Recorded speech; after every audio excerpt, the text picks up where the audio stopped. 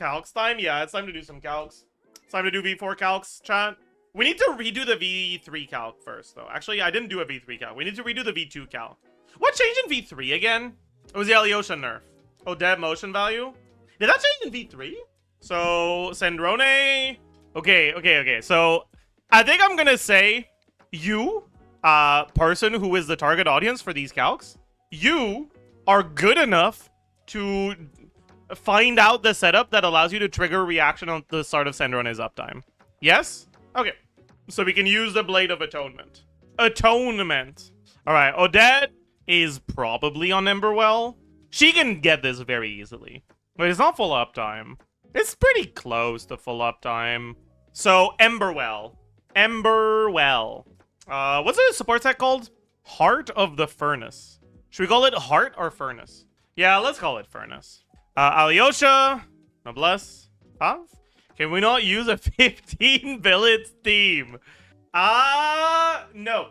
We have to use a 15 billet team. Minus 15 billets. I'm okay with doing this because realistically, the reason why you use free-to-play craftables isn't necessarily to show that this is how the team performs if you force yourself to use craftables. Is to try to have an idea of the baseline level of the team. But a lot of people have alternatives, right? Like, if you have Aquila, it's like a side grade to Emberwell. If you have Wolf's Gravestone, it's like a side grade to Atonement. The only one that I think is, like, actually meaningful is the Yae weapon. How is Aquila good on her? It's a lot of base attack. And Emberwell is, like, the worst of the craftables, realistically. Because in these teams, you have so much EM multiplier that EM is kind of worse. And the weapon has more EM than the other craftables do. Yeah, and like, you can also use Finale of the Deep if you have a way to proc it on Wandering Evenstar. I mean, it's probably fine. I don't know if it's better. R5, it probably is better, but only slightly. Sandrone at 100k. Did that make sense? Is that reasonable? How much cheaper is that? Yeah, 2.1 mil. Okay, cool. Alright, next up is Yae. Damage. Everything is the same formula here. You can just do this. Bam. Well, that's certainly worse than it was before. I said I was going to do V3 first, and this is not V3. But whatever. I guess fuck V3. We're just doing V4. I mean, I can take a look at what it was in V3 real quick. Yeah. So her personal damage went down by 10k. Yeah, I guess I can also double check if attack main stat is better. It should be pretty close. Okay, attack main stat is better. I guess we're not getting as much attack as before. Wait, I didn't put the 32% from the weapon. Yeah, so it's like down by about 10k, but anyways.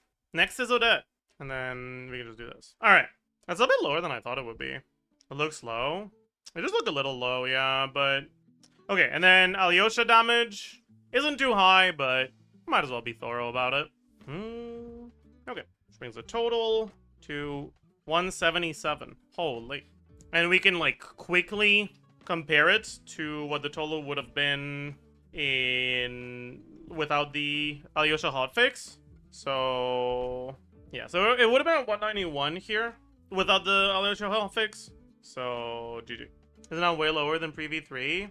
I'm being a little bit more realistic, I think, with the rotation length here, which is making the team DPS look a bit worse than when I was being more optimistic. Before we look at other team alternatives, I want to take a look at this.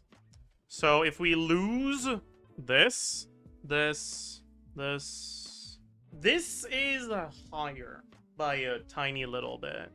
It's kind of fake, though. Because Alyosha Burst doesn't actually fit here, but it's like, it's weird. Because Alyosha Burst, like, it's not like it's really doing any damage.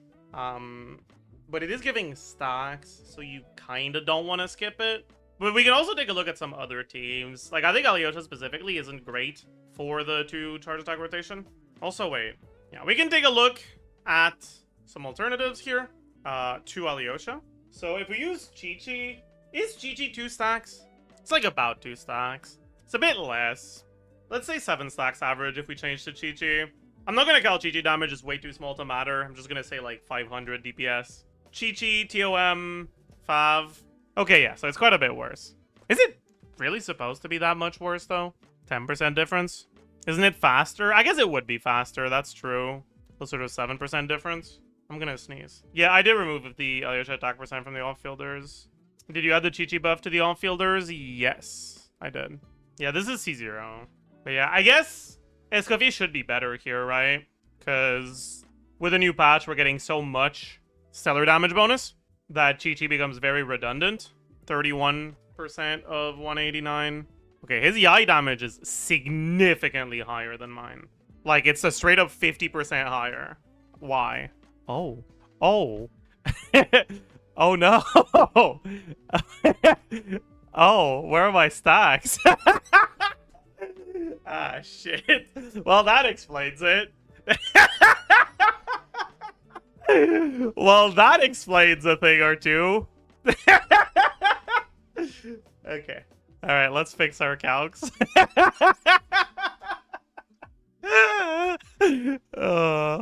It's not just Yae, chat, I think. Yeah, it's not just Yae. It's not just Yae, chat. Odette as well. It's everyone except Sandrone. My bad. My bad. Okay. We didn't actually do the Escoffier one yet, by the way. So don't look at that one. That's pretty funny. Anyways, I have the Qiqi one lower, though, still. I mean, it is still pretty significantly lower.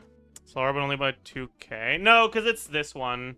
It's like 8k lower. I guess 53 versus 58 is like not a massive difference. His Sandrone damage is higher as well. Does that mean the Odette damage is lower? Yeah, Odette damage is lower. Eh, whatever. Close enough, I'd say. Yeah, let me just like quickly do the Escoffier one as well. So I have the Escoffier one. It is better than Qiqi. It's still worse than Alyosha C6. I don't know if that's supposed to be the case. We'll look at that more after we're done with the video. I'm curious about Beidou. Yeah, Beidou and Diona. I guess it'd be easiest to go work from the Alyosha one. So we remove the Alyosha buffs, which are... Actually, no. It'll be easier to work from the Qiqi one. Okay, so Qiqi is now gone. We still have TOM, though. So I guess we can start by looking at Diona. So it's, like, about as good as the Qiqi one. It might be less stacks, actually. So it's a bit worse. But it's, like, basically a side grade. Yeah, now we can look at Beidou. But personal damage from Beidou is, like, maybe 2,500. So it's also pretty similar. Which unironically means that in AoE, because Beidou gives you a lot of extra stacks in AoE, she might be the best option. Which is pretty funny. Isn't getting 12 in AoE easy on anyone? No, not necessarily. Like, Sandrone gets double stacks in AoE, basically, kind of. It's not exactly double, but she does get, like, basically 1 to 2 extra stacks. Yae gets extra stacks, but also gets worse damage, so it's like, ugh. Like, you don't even want to use Yae in AoE, I'm pretty sure. God, what a fraud she is. Odette does not give more stacks in AoE. Diona does not give more stacks in AoE.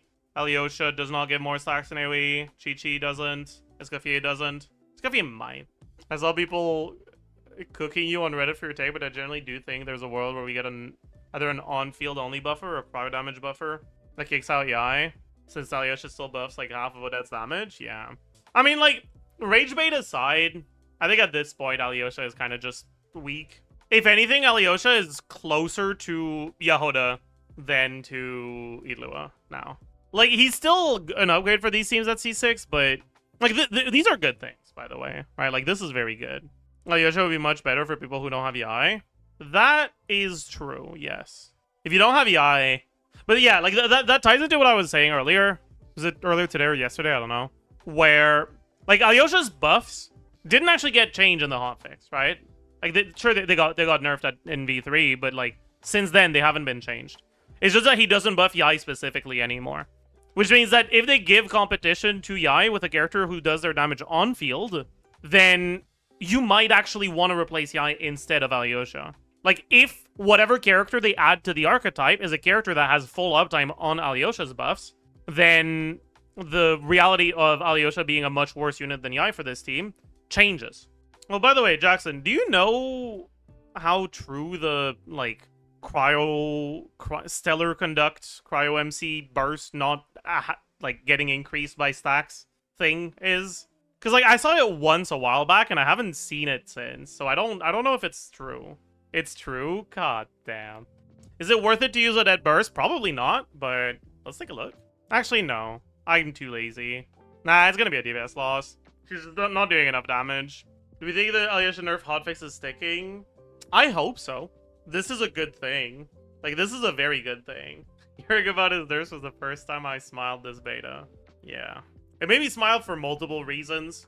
It's good for the balance of the game, and it makes Yae worse in the team. So it's like, really a win-win situation. Is it true? This? Oh, true. So true.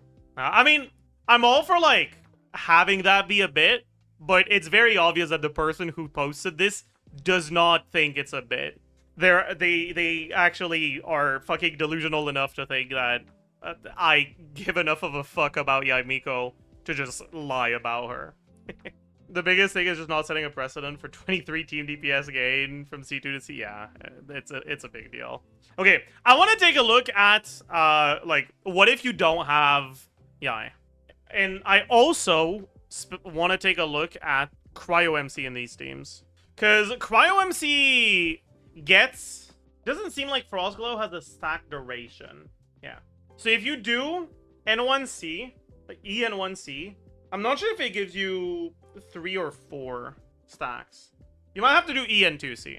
But I'm thinking about burst every other rotation on Cryo MC, because the charge attack is a lot of fucking damage. And I'll also take a look at Cryo MC instead of Alyosha. Anyways, let's remove the 50% from Yae here. Let's look at C6 first. Obviously, you can't do that in 7.0, but I still think it's nice to get an idea for it. This team is like 24k behind Yae here. That's not too bad. That is not too bad. Wait. I did not remove the 50% electro damage buff from Alyosha. Thank you for reminding me. That's very important. Thank God. Now it's not 167 anymore. This is without Stellar Conduct stacks on the burst. I mean, well, before we move any further, I want to look at Cryo MC over Alyosha as well. Dude, that's basically the same. Okay. That's a 1% difference. So that's not really a problem. How long is the buff from the set? 12. So you can't really put it on Cryo MC, right? So I guess it just goes on Odette, and Cryo MC goes on a damage set. So this is without Noblesse. And we also need to remove Alyosha. Now we can take a look at Cryo MC instead. Okay, so Cryo Traveler is about as good as Qiqi then, with these assumptions. I don't know how real this is. Kind of. Yeah, you don't have a sustain, so I guess it is worse. Was that 190k? That's the premium with C6 Alyosha. Yeah, how much better would it be if this shit didn't suck? It's not even that much better, honestly, since we're only bursting every other rotation. That feels a bit small, but I guess it makes sense. You're using Yae solo electro. Oh yeah, that's true. But the thing is, like, it doesn't really matter. This weapon you can replace with I guess in this team you wouldn't be able to, but like in general you can use Traveler Sig, and this isn't like that much of an upgrade. And also, I guess in the solo electro one I should probably change it, but I kind of can't be bothered. Like in this one, so I guess the gap between Alyosha and the other one is a little bit bigger. Yeah, Jackson, you were assuming 1 second longer duration from Alyosha versus the 5 stars, right? The Cryo 5 stars. And with that, you had Escoffier, like, was it 2 or 4% higher? Yeah, so that's basically the same thing. I don't think it's 1 full extra second, though. I think it's a little bit less than that. Even in single target, yes. Beidou is, like, similar to Qiqi. That's how you should think about her. In terms of, like, how much she's doing for these teams, I have Qiqi at 180, I have Beidou at 179. The reason why you want to use Beidou here is because if you don't have Yae, you need Electro on the team. And Beidou and Alyosha are like the only 2 Electros other than Yae that like make sense to use. But non-C6 Alyosha is complete garbage, so if you have C6 Beidou, she's way better than C2 Alyosha. We can actually quantify that. Alyosha C2. But yeah, so non-C6 Alyosha, it's not that big of a difference actually, but whatever. It's like about 10k behind Beidou. Calc Beidou 0 requirements on that team for True Despair. It's not that bad. People think Beidou 0 requirements are really bad because they still think of Beidou as a character that needs to build damage. She isn't. You build Beidou like you build Yae. Or sorry, you build Beidou like you build Mona. You will take the Dendro damage main stat if it has 1 more roll of ER. First Sigil rotation is still painful. I mean, you just hold E and it's fine. rotations are 21 or not 21 seconds, you don't hold the after the first rotation. And like, yeah, obviously, in every team in the game, if you don't start with bursts, your first rotation is gonna get delayed a little bit. That's just how Stygian works. We're not gonna like give the Beidou team a handicap because of that and pretend like it's never a problem for anyone else. I think that's gonna be it for today. Tomorrow we'll look at some Cellar Swirl stuff. Deuce on the loose.